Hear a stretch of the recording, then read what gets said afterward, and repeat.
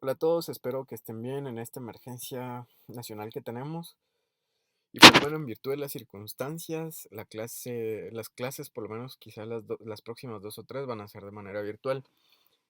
Voy a tratar la clase de rentas de trabajo en relación de dependencia en el impuesto sobre la renta, porque es, a mi juicio, lo que mejor podemos entender de manera virtual y voy a dejar los demás regímenes para verlos en las clases presenciales.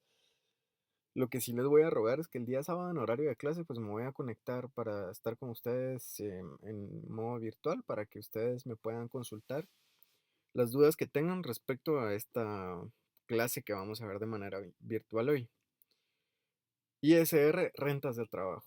¿Qué significa el ISR Rentas de Trabajo? Pues es bien fácil el concepto y entenderlo porque básicamente son todas las ganancias que nosotros obtenemos cuando trabajamos en relación de dependencia. ¿Por qué en relación de dependencia? Porque si no estamos en relación de dependencia, la prestación de servicios está sujeto al pago del IVA, como ya lo vimos en su momento. Entonces,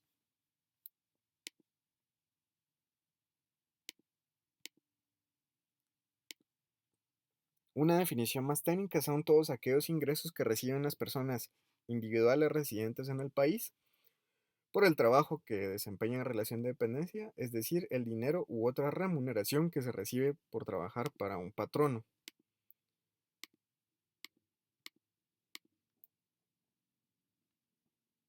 Ingresos que se consideran rentas del trabajo, porque no todo se puede considerar rentas del trabajo, son los sueldos y salarios, las horas extras, las bonificaciones diferidos, comisiones, viáticos no sujetos a liquidación o que no constituyan reintegro de gastos, los gastos de representación y gratificaciones. ¿Por qué se hace o por qué entra todo esto como renta de trabajo? Porque hay un convenio de la Organización Internacional de Trabajo, el convenio 95, el cual dice de que se consideran sueldos y salarios, cualquiera que sea su nombre, todo lo que el trabajador reciba a cambio de su trabajo. Es decir, que horas extras, bonificaciones, todo lo que ven ahí ustedes, es como que si fuera parte del sueldo y eso está afecto al ISR, pero también está sujeto al pago de prestaciones laborales.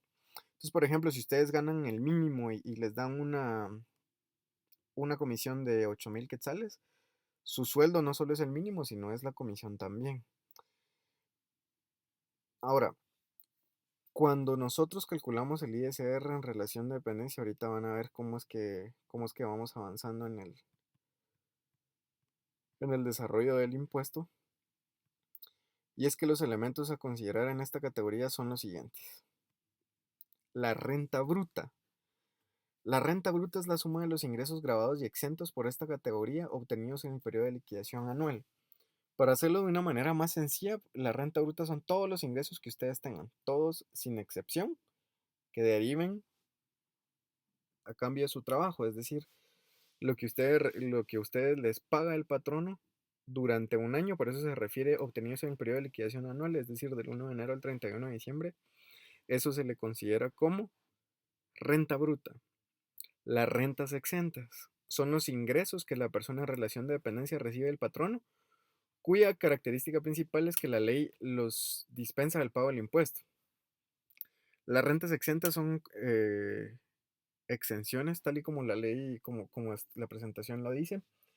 Y se acuerdan que las exenciones son bases de recaudación. Como son bases de recaudación, las rentas exentas o las exenciones deben de estar creadas por una ley. ¿Cuál ley? La de actualización tributaria, que es donde se encuentra el impuesto sobre la renta. Y luego la renta neta que tiene una fórmula, a ver se las voy a enseñar después. Y dice las personas individuales determinar la renta neta al calcular la diferencia de renta bruta y rentas exentas. Es decir que la renta neta, yo agarro la renta bruta, le resto las rentas exentas y luego obtengo ese valor. ¿Por qué es necesario distinguir entre estos tres tipos de rentas? Cuando distinguimos dentro de estos tres tipos de rentas, al final nosotros vamos a poder tener em, como resultado la renta imponible, que la renta imponible es la base imponible y a esa renta imponible es la que le vamos a aplicar el tipo impositivo. Renta imponible proyectada, vamos a ver qué es. Es la base sobre la cual se calcula el impuesto anual que pagará el trabajador a través de retenciones mensuales.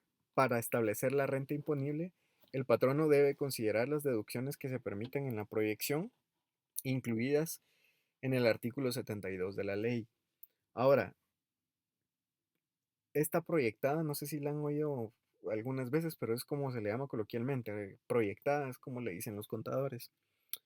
¿Por qué hay que hacer una proyección de ISR? Les voy a explicar en este momento y por favor ponen atención y lo regresan cuantas veces sea necesario para que ustedes lo entiendan. Como les decía, el ISR es un impuesto que se retiene, es decir, que el patrono se va a quedar con ese dinero y no se los va a entregar a ustedes. Entonces, lo que sucede en este punto es de que ustedes tienen que saber cuánto dinero el patrono les va a retener mes a mes. Como ustedes no saben exactamente cuánto dinero van a ganar a lo largo del año, entonces lo único que pueden hacer es proyectar cuánto dinero pueden ganar a lo largo del año. Por ejemplo, imagínense ustedes que les dice su patrono, a partir de marzo les voy a aumentar el sueldo, entonces eso va a variar la liquidación definitiva anual del impuesto sobre la renta. O si ustedes se llegaran a quedar sin trabajo, pues también ya no va a haber retenciones que hacer. Para que ustedes lo entiendan mejor cuando termine la explicación de la renta imponible, vamos a hacer un ejemplo. Tarifas para las rentas del trabajo. El artículo 73 de la ley establece los tipos impositivos aplicables a esta categoría de la siguiente forma. Si el rango de la renta imponible es de 1 centavo a 300,000 quetzales, el tipo impositivo es del 5% sobre la renta. Mientras que si es de 300,000 quetzales con 1 centavo en adelante, hay un importe fijo de 15,000 que se le suma a la base imponible y el 7% sobre el excedente de los 15,000. Eso lo vamos a ver en el ejemplo también. Lo importante es que ustedes vayan conociendo estos conceptos porque en realidad cuando se entiende es cuando se ve un ejemplo real que lo vamos a ver al finalizar la clase. Los patronos, quienes actúan en calidad de agente de retención a través de Declaraguate, deberán llenar el formulario de declaración jurada de retenciones SAT 1331 y por medio de los bancos autorizados para el impuesto retenido dentro de los primeros 10 días hábiles del mes siguientes al que corresponda el pago de las remuneraciones, aunque se hubiera emitido realizar la retención. El impuesto definitivo. Al concluir el periodo impositivo, es decir, el 31 de diciembre, el patrono establece la renta imponible definitiva, porque acuérdense que antes solo tiene una proyección de renta de cada empleado en relación de dependencia, es decir, la base real sobre la que se calcula el pago del ISR final, tomando en cuenta lo siguiente: la presentación de la planilla del IVA, las donaciones y las primas de seguro de vida. Devolución del pago en exceso del ISR al trabajador.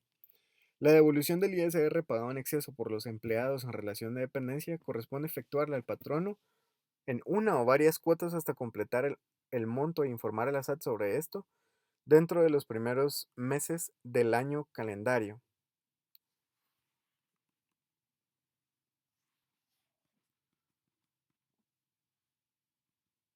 El informe anual de retenciones a los trabajadores. Esto es bien importante porque regularmente quienes hacen este informe son los contadores. Y dice, el patrono debe de enviar a la SAT en los 2 primeros meses del año calendario conciliando el impuesto que se descontó a los empleados, donde detallará la renta imponible determinada, el impuesto determinado, el total del impuesto retenido tanto por él como por otros patronos y el monto del impuesto devuelto o salto a devolver en caso se hubieran efectuado retenciones en exceso. La presentación de la declaración jurada anual. El trabajador tendrá la obligación de presentar declaración jurada anual del ISR y pagar el impuesto cuando el agente de retención no le efectuó las retenciones o los agentes de retención o agente de retención efectuaron retenciones menores a las correspondientes. El empleado que tiene dos o más patronos.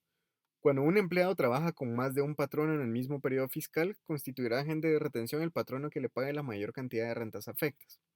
La SAT en su portal ha puesto una hoja de cálculo por medio del cual el empleado informará, mediante declaración jurada, todos los ingresos. Entonces, básicamente con esto que acabamos de ver es como que el marco conceptual del impuesto sobre la renta. En otro video les voy a ir subiendo el ejemplo de cómo se calcula y ustedes, desde cero en una hoja de Excel, y ustedes me van diciendo si tienen dudas o no. Saludos.